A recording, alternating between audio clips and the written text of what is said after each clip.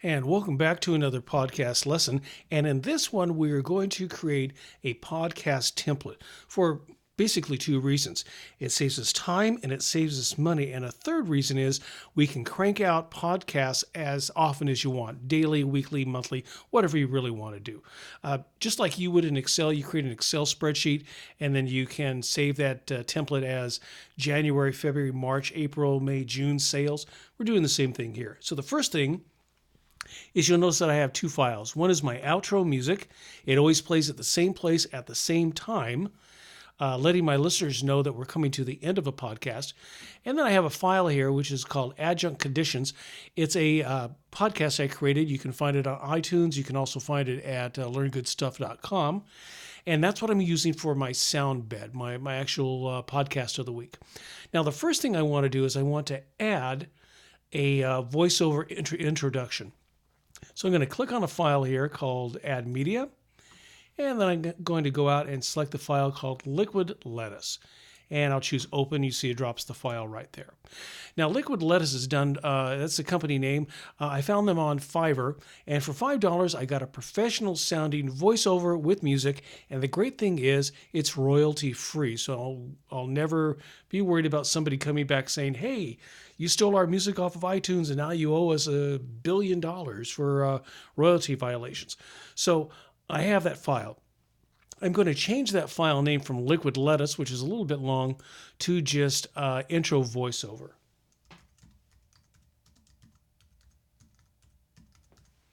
You see it changed right there. And I'm going to drop it down to my tracks.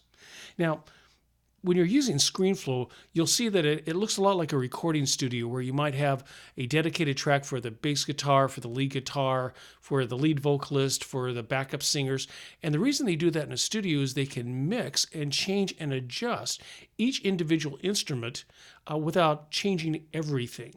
And so that's what we're doing here. We'll make some changes. So I have my sound right here and my little voiceover, and I'm going to click on it once. I'm going to go up to my sound icon. And I want you to pay close attention to the LED lights down here when I play this.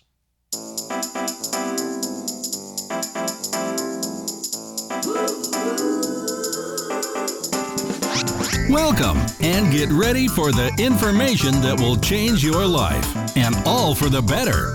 It's another exciting podcast for busy people like you who need to know how stuff works the fastest way possible.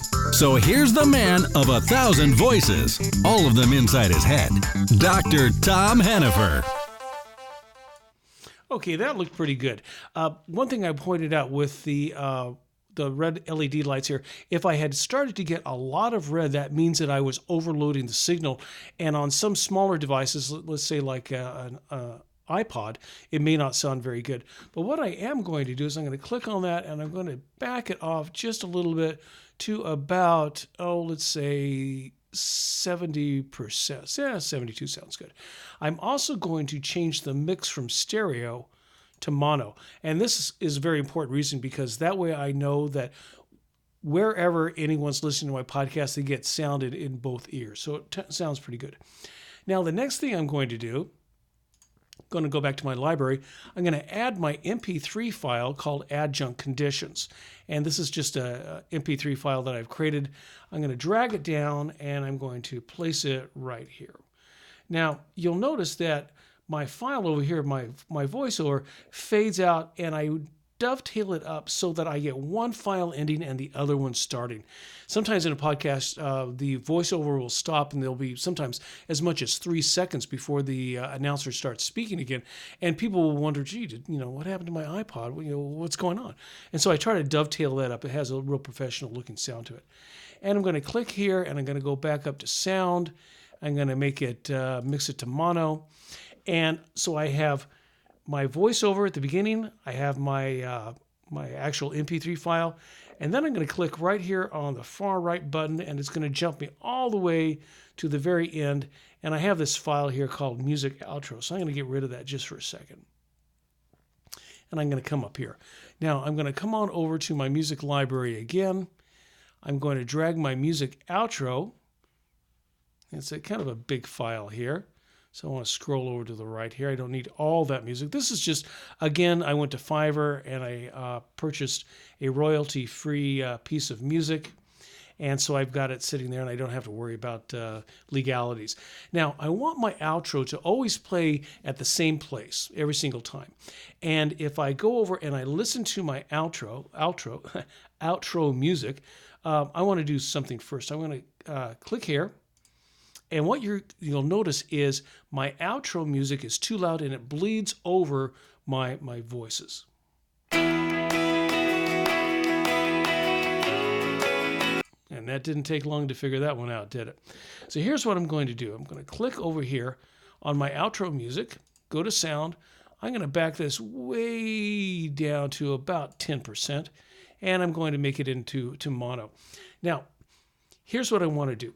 I want my outro music to fade in, build and swell, play at a sustained level, and then towards the end, fade back out. So here's how I do that. Notice where my vertical marker is. I'm going to come on over here. I'm going to click on my outro music. I'm going to make this about, I'm going to call it, let's say 3%. I know that sounds low, but you'll see why. So this whole thing is 3%. Now I'm going to click up here on action, and you'll see I have this little bar, and I'm going to click on that little bar, and I'm going to drag it off to the right. I can actually move it around. And what I'm going to do is I want that bar to start at 0.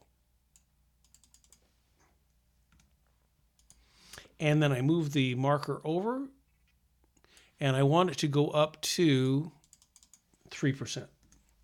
There we go. And then I move that off to the left here, and I can make the swell fade in as long as I want. Then what I'm going to do is I'm going to come on over to the end, and I'm going to add another marker. So click on Create Action. I'm going to drag it out here, and I want it to be at 3%. You see right up here where it says 3%. But over off here, I want it to go down to 0. So I'm going to change that to 0. And then I can move that over to the end of my music, right about there. And then I don't need the rest of this music, so I'll just move it over. And since I know this flat line means that I have dead space, I can move that over. So that's what I have. Let's kind of review a little bit. I have my intro music, and I've changed it over to mono. I have my actual voice clip down here.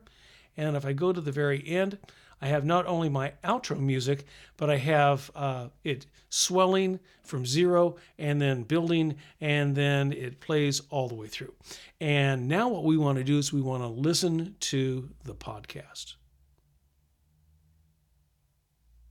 So what we're going to do here, let's go back to the beginning.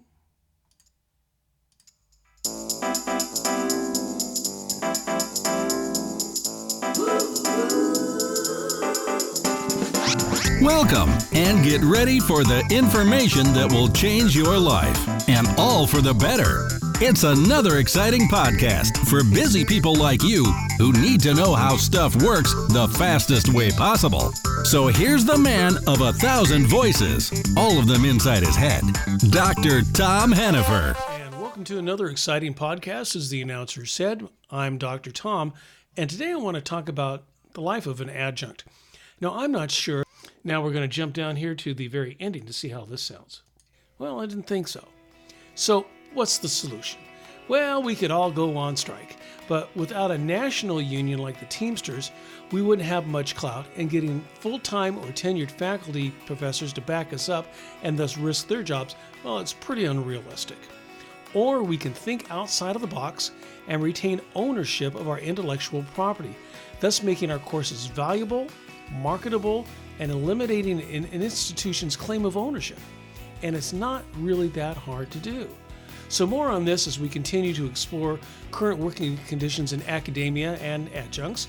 And feel free to subscribe to my podcast on iTunes or join us at our website, learngoodstuff.com. This is Dr. Tom saying so long, and we'll see you later.